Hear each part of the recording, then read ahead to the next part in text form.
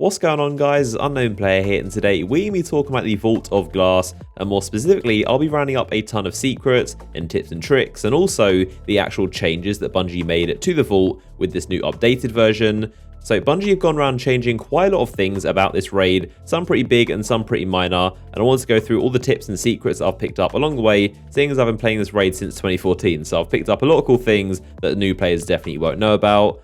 So first off, let's talk about this chest that appeared at the beginning section after you make your way through the door and head it down off the ledge. Why is it there? What does it do? And also, what rewards does it drop? So the answer is that this thing was actually moved from a different section later on in the raid, believe it or not. And this has also now been upgraded to be an exotic chest. So where this is moved from was actually a weird section after the Templar. So back in 2014, when Vault of Glass launched, they actually did have a challenge mode in this raid. It's the only raid to do so, and this is Bungie kind of testing what a challenge mode would be like in a raid. So if you manage to stop the Templar from teleporting, so the same thing as what the current challenge mode is for him, if you stopped him from teleporting, then he would spawn a separate chest in between the Templar's well and the Gorgons. There'd be an extra little bit in a cave, and this room would actually spawn a chest for you. Now, there weren't actually exotics in there, it was just shards, but this is Bungie actually experimenting with the first ever challenge mode, and since the actual challenge mode was introduced properly with this iteration of Vault of Glass, they removed this chest, so it's now gone, and that is why there's an extra chest in the beginning. That's what this chest does, but also it's been upgraded, like I said, because this thing does drop exotics. As you can see, I've got the universe remote. He seems to be really lucky during this entire run, but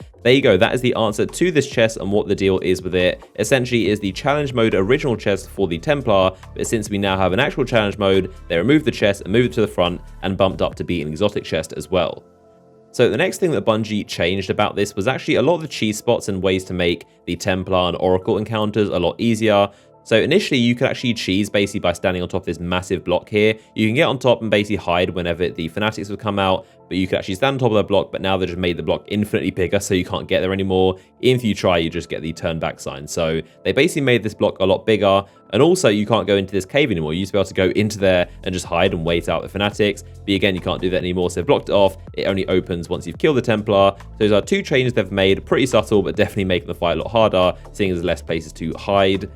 So next up, let's talk about those oracles, and there are a couple cool tricks you can do to actually beat them and a couple weapon loadouts that are really helpful. The first one is obviously the raid primaries. Those all have Oracle Disruptor, which deal bonus damage to oracles in general, and especially seeing as so important in the Atheon challenge, having the bonus damage is really important, so they're definitely must-have weapons. And also a cool trick that not a lot of people know about is with Praetor's Timepiece, the pulse rifle. That thing has secret round, which normally is a garbage perk. It's very useless, but the oracles don't actually count as things. Like when you hit them, they count as misses technically. So technically when you're shooting one of the oracles with a timepiece or any weapon at all with secret round, all of your bullets are being counted as misses, meaning it's firing a fourth round every single time that doesn't take out your magazine. So technically your mag size is 40, not 30, and this timepiece is shooting a lot more bullets than you might think it has, almost like triple tap. So that is a really cool secret with the timepiece not a lot of people know about, but it's actually decent killing oracles. And on a similar topic, you can also use super good advice, the exotic machine gun, which is probably one of the most useless, but also very fun weapons to use.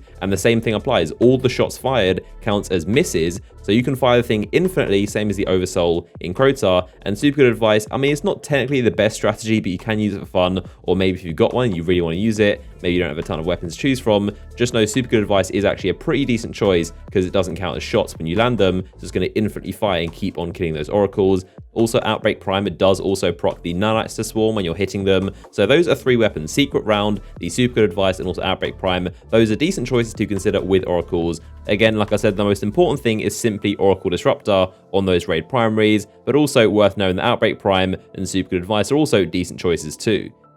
Now, another weapon that I found helpful during the Templar challenge mode was actually Bad Juju to generate a ton of supers.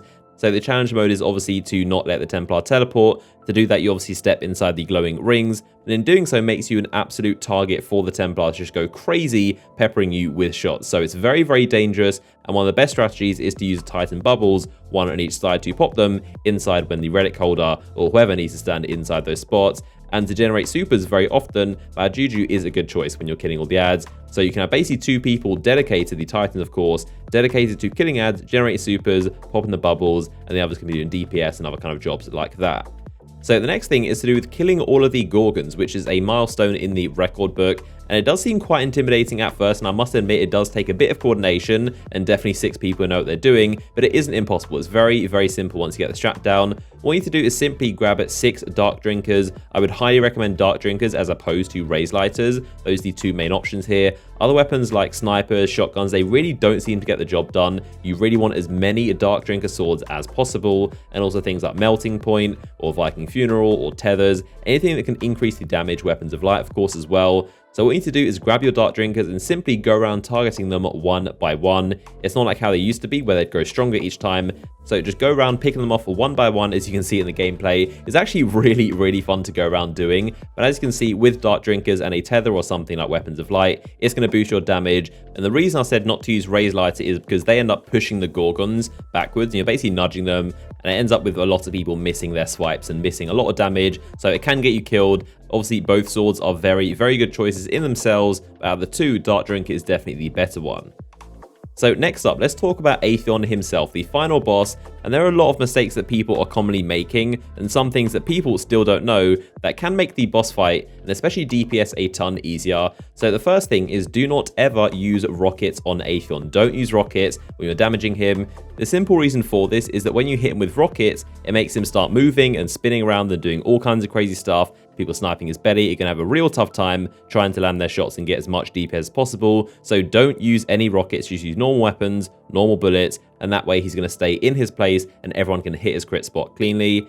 And the second reason is that the big shield your relic holder is deploying to protect you all, that is most of the time going to block the rocket, so you have to jump above it to try and get a rocket off, and again it's wasting a lot of time and you're probably going to get killed in the process. So try and stick to normal weapons and it avoids you getting blown up or making him move around all the time.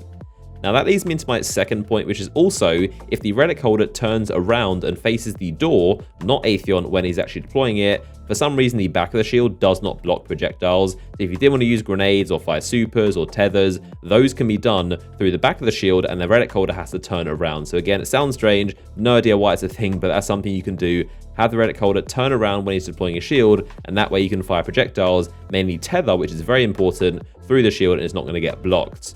And now the final tip is to do with Atheon's actual crit spot, which in itself is very buggy and unreliable to hit, and knowing exactly where it is can actually save you a lot of damage, especially if he's tethered. You can't tell exactly how much damage you're doing or if it's a crit or not, but a lot of people just shoot the white bit in the middle and they're basically doing body damage. So you might as well be shooting his head or his foot. So try and hit the outer casing of the white bit or even the wires that are leading to it. Again, it's very strange. Not sure if this is a bug where Bungie intended it, but for some reason the crit spot is not where it looks like it is. So try and hit the outer casing around the actual crit spot, and that will get you your crit damage, and of course that'll maximize how quickly you can kill him. So there you go, that is a massive roundup of various tips and facts and secrets that you might not have known about. Hopefully this has helped you and maybe you've learned something. If you did, then a like rating would be much appreciated. As always, make sure you are subscribed so you don't miss out on my future videos and have notifications turned on, and I'll see you guys next one.